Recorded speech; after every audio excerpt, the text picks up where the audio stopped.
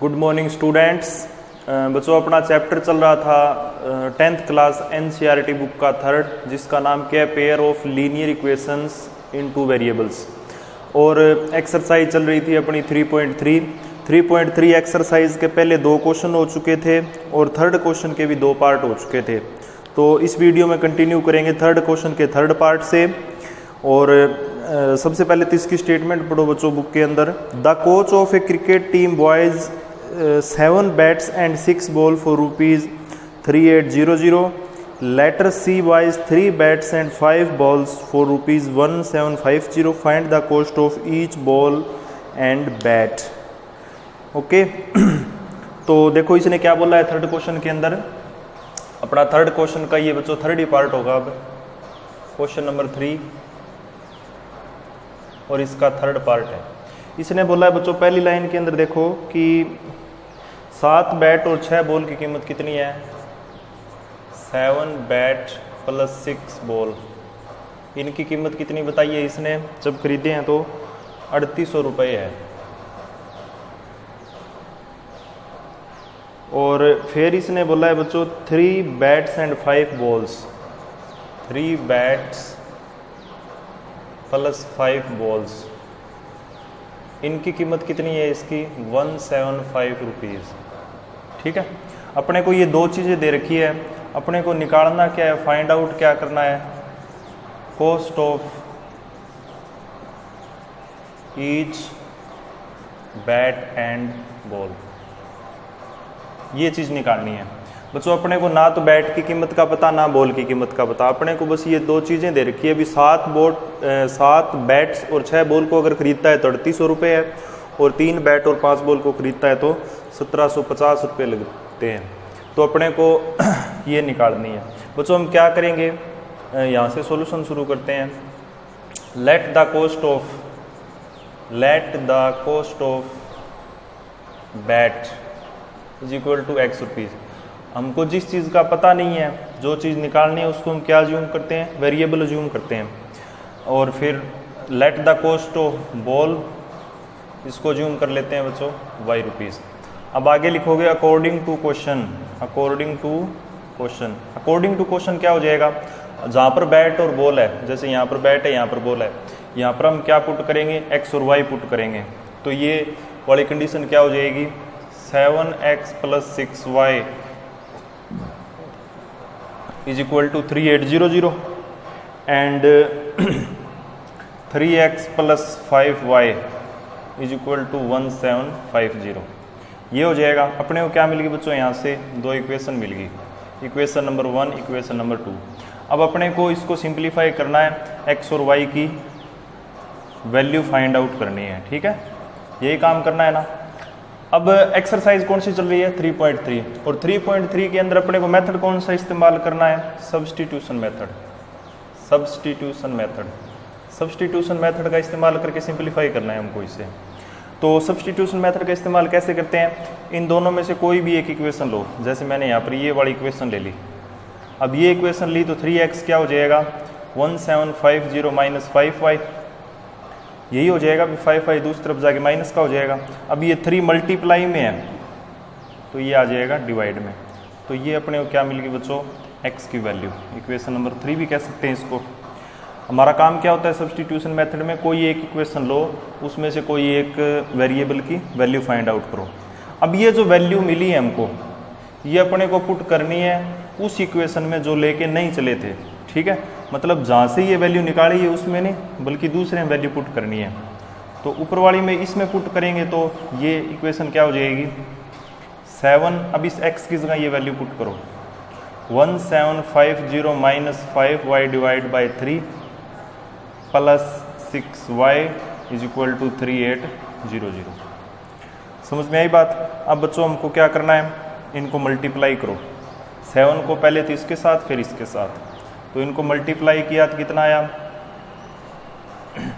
3, 2 और 12 minus 35y divide by 3 plus 6y is equal to 3800। यही आएगा ना।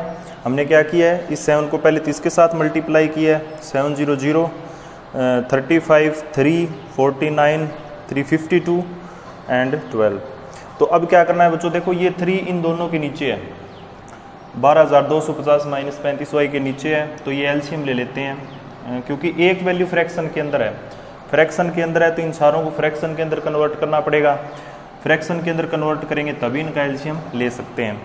तो बच्चों इनका एलसीएम क्या है, आगे यहाँ पर कर रहा हूँ मैं इसको, 3 तो अपॉन में आ जाएगा, यहाँ पर ये as it is 12250 minus 35y plus, अब देखो यहाँ पर 1 है, 1 को 3 से डिवाइड किया 3 into 6y 18y is equal to, अब 3800 है, यहाँ पर डिवाइड बाय 1 है, एलसीएम 3 है तो इसको क्या कर देंगे 3 से मल्टीप्लाई कर देंगे, क्योंकि 3 को 1 से डिवाइड किया 3 और 3 ये आगे आ जाएगा बच्चों 1 ओके। अब एलसीएम दोनों तरफ ले लिया, एलसीएम दोनों तरफ ले लिया तो इसको हम स्केप कर सकते हैं, छोड़ सकते हैं। तो बच्चों अगला स्टेप अपना क्या आ जाएगा, ये वेरिएबल्स उठा के उस तरफ ले जाओ और वो जो कांस्टेंट वाली वैल्यू है वो इस तरफ ले आते हैं, मींस 35 प्लस माइनस का है तो उस तरफ जाके प्लस का और 18 माइनस का, ठीक है। अब इनको माइनस करेंगे तो 058 इतना ही आएगा और यहाँ पर आ जाएगा बच्चों 17y, y आ जाएगा अपना 850 डिवाइड बाई 17, इसको कैंसिल आउट करेंगे तो 50, y की वैल्यू अपने को कितनी मिलेगी 50। y क्या चीज़ है, y है कॉस्ट ऑफ बॉल, y क्या है कॉस्ट ऑफ बॉल।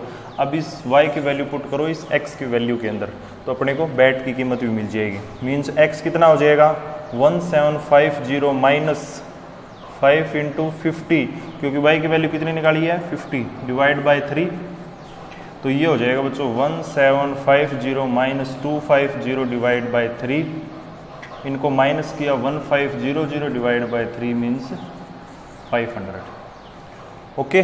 तो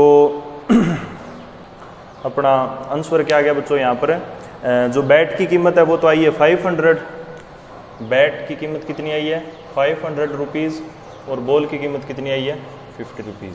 और बच्चों ये अपना क्या हो चुका है, क्वेश्चन हो चुका है, एक्सरसाइज 3.3 के थर्ड क्वेश्चन का थर्ड पार्ट हो चुका है, ठीक है। कौन से मेथड से सिंप्लीफाई किया, इसको हमने सब्स्टिट्यूशन मेथड से, ठीक है। अपने को इस एक्सरसाइज में सिर्फ एक यही मेथड लगाना है, नई एक्सरसाइज में नया मेथड होगा, फिर उस एक्सरसाइज में उसी मेथड से करेंगे सारे के सारे। इसको मैं तरफ कर रहा हूँ बच्चों यहाँ से। अब देखो नया क्वेश्चन, उसकी पढ़ो स्टेटमेंट पहले तो। अब क्वेश्चन नंबर करेंगे फोर्थ क्वेश्चन में इसने क्या बोला है, the taxi charges in A city consist of a fix charge together with the charge for the distance covered for a distance of 10 kilometre, the charges paid is ₹105 and for journey of 15 kilometre he the charge paid is 155. What are the fixed charges and the charges per kilometer, and how much does a person have to pay travel for a traveling a distance of 25 kilometre. बच्चों पहले तो इसको statement को है ना, जैसे ये इसने इंग्लिश में दे रखी है, इसको हिंदी में कन्वर्ट करो ढंग से और इसको समझो क्या बोला इसने। The taxi charges in A city consist of a fix charge together with the distance of covered for distance of 10 kilometer, the charge paid is ₹105 and for journey of 15 kilometer the charge paid is 155। बच्चों इसका मतलब क्या हुआ, इसका मतलब है अभी कोई टैक्सी है जो शहर के अंदर चल रही है, वो क्या करती है एक फिक्स डिस्टेंस तक फिक्स चार्ज लेती है। मतलब जैसे अपना कोई भी शहर है, अब शहर के अंदर टैक्सी क्या चार्ज करती है, अभी शहर में कहीं भी जाओ आपके 10 रुपये लगते हैं, 15 लगते हैं, 20 लगते हैं, वही हिसाब होता है ना। पर जैसे ही आप उस टैक्सी को आगे लेके जाओगे ना, किसी गांव के अंदर या कहीं और लेके जाओगे, तो वो कहता है भी हर किलोमीटर के हिसाब से उसका चार्ज आपको अलग देना पड़ेगा। यही बात इसने बोली है, अभी एक पर्टिकुलर डिस्टेंस तक, जैसे शहर के अंदर है वहाँ तक तो चार्ज आपका रहेगा फिक्स, फिर उसके बाद जितना आप आगे जाओगे ना 5 किलोमीटर, 10 किलोमीटर, 15 किलोमीटर, तो आपका क्या हो जाएगा बच्चों, आपका चार्ज उस हिसाब से अलग लगेगा, ठीक है। तो इसने बोला है एक तो चार्ज जो है वो फिक्स है, और दूसरा इसने बोला है कि जैसे वो 10 किलोमीटर आगे और चलता है ना, 10 किलोमीटर आगे और चलता है, तो उसको लगते हैं 105 रुपये। और अगर वही मतलब एक फिक्स डिस्टेंस है वो तो है ही, इसके अलावा अगर 15 किलोमीटर चलता है तो उसको कितने रुपए देने पड़ते हैं? 155 रुपये देने पड़ते हैं।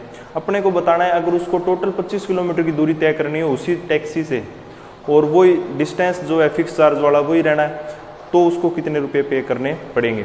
तो बच्चों इस क्वेश्चन को कैसे करेंगे? देखो आप क्या करेंगे, जो फिक्स चार्ज है, फिक्स डिस्टेंस का जो फिक्स चार्ज है ना, जैसे शहर के अंदर है, उसको तज्यूम करेंगे फिक्स चार्ज को x। ओके, फिर जैसे जैसे वो डिस्टेंस आगे कवर करता है, ठीक है, जैसे जैसे वो क्या करता है डिस्टेंस कवर करता है, तो उस हिसाब से भी है ना, जैसे 2 किलोमीटर आगे जाएगा तो उस हिसाब से चार्ज अलग लगेगा। तो वो जो वेरिएबल चार्ज है ना, जैसे अलग अलग आगे जाएगा उसको आप मान लेते हैं y, वेरिएबल चार्ज, ठीक है। अब देखो फिक्स चार्ज है वो तो फिक्स है, लेकिन आगे जो वेरिएबल चार्ज है ना, जैसे मतलब आगे 10 किलोमीटर चलेगा तो अलग चार्ज लगेगा उस चीज़ का। तो उस हिसाब से इसने बोला है भी जब वो शहर से 10 किलोमीटर आगे चलता है ना और वो जो फिक्स चार्ज है उसको जोड़ेंगे तो उसके कितने रुपए लगते हैं? 105 रुपये लगते हैं। मतलब अकॉर्डिंग टू क्वेश्चन क्या हो जाएगा अपना, अकॉर्डिंग टू क्वेश्चन हो जाएगा, ये तो फिक्स चार्ज है मतलब शहर शहर का है, इसके आगे इसने और बोला ना 10 किलोमीटर और चलना है, जो मतलब डिस्टेंस और भी है, उसको ले लेते हैं 10y, ठीक है। मतलब ये कोई न कोई ये वो डिस्टेंस है y, सॉरी 10 किलोमीटर तो वो दूरी है, y क्या है उसका चार्ज है। टोटल कितने रुपए देने पड़ेंगे उसको? 105। अगर वो 10 की जगह 15 किलोमीटर आगे चलता है तो उसको देने पड़ेंगे बच्चों 155। ये भी इसने बोला है अकॉर्डिंग टू क्वेश्चन बुक के अंदर, ध्यान से स्टेटमेंट पढ़ो। फिर इसने बोला है अगर वो 15 की बजाय 25 किलोमीटर चले तो उसको कितना चार्ज देना पड़ेगा। तो बच्चों यहाँ पर इस क्वेश्चन को कैसे करोगे, इसको इक्वेशन नंबर मानो 1, इसको इक्वेशन नंबर मानो 2, ठीक है। यहाँ से कोई भी एक इक्वेशन लेके चलो, जैसे ये लेके चला तो यहाँ से x की वैल्यू कितनी आ जाएगी? 155 माइनस 15y, यही आएगी। अब ये वाली वैल्यू इसके अंदर पुट करो, इसमें पुट करेंगे तो 155 minus 15y plus 10y is equal to 105। तो ये बच्चों आपका हो जाएगा, ये 105 इस तरफ ले आओ और ये उठा के दोनों दूसरी तरफ लेके जाओगे तो ये इतना हो जाएगा, 5y आ जाएगा बच्चों अपना 50, y कितना आ जाएगा 10। अब y की वैल्यू 10 इसमें पुट करोगे तो 155 माइनस 150 कितना हो जाएगा? 5। तो बच्चों जो फिक्स चार्ज है अपना, फिक्स चार्ज है अपना 5 रुपीज़, और ये जो वेरिएबल वाला चार्ज है ये कितना है? 10। अब अपने को 25 किलोमीटर की दूरी का अपना बताना है कितना चार्ज लगेगा। देखो 5 रुपये तो लगने ही लगने हैं इस टैक्सी के अंदर बैठने का, जो पर्टिकुलर डिस्टेंस है उसका। फिर इसके अलावा 25 किलोमीटर और चलना है ना, तो अपने को क्या करना है? 25 मल्टीप्लाई 10 करो इसको, तो 5 प्लस 250 कितना हो जाएगा? 255 रुपीज़ हो जाएगा बच्चों आंसर, ठीक है। तो ये अपना क्वेश्चन कंप्लीट है। नेक्स्ट क्वेश्चन करेंगे नेक्स्ट वीडियो में। Thank you.